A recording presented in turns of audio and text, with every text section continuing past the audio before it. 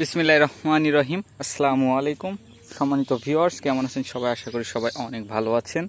তো ভিউয়ার্স, আপনাদের দোয়া এবং আল্লাহর অশেষ রহমতে আমিও অনেক ভালো আছি। তো অনেক দিন যাবত আপনাদের মাঝে কোনো ভিডিও দেওয়া হয় না, তো আজকে ভাবলাম একটি ভিডিও দেওয়া যাক। এবং এদিকে আকাশ সবসময় মেঘলা থাকছে, আবহাওয়াটা বেশ সুন্দর, বাট জমিতে পানি বাজছে, এটা অনেক খারাপ একটা বিষয়। তো আজকে আমাদের বাগানে আসছি, আপনারা দেখতে পাচ্ছেন এটা হচ্ছে স্রোত আলীর জাত, যে জাতটা এইটা সেই জাত। এটা হচ্ছে বাড়িওয়ান যে হাইব্রিকেটটা, এটার থেকে এইটা আবার বেশি বড় দেখা যাচ্ছে এখানে।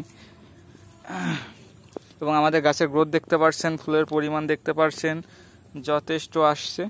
তো কার বাগানে কেমন ফুল আসছে অবশ্যই আমাকে জানাবেন, যে ভাই আমার ওই পরিমাণে ফুল আসছে অবশ্যই জানাবেন। এটা হচ্ছে আমাদের ফলের বর্তমান সাইজ, ফুল আছে গাছে যথেষ্ট।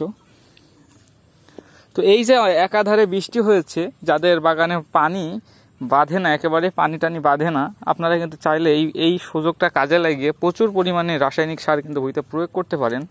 এবং আমার জমির মতো যাদের জমিতে হচ্ছে আপনার ছিল, পানি বেঁধেছিল, তারা কিন্তু বাগানে সার প্রয়োগ করবেন না, যেহেতু শিকড় অনেক ড্যামেজ হয়েছে।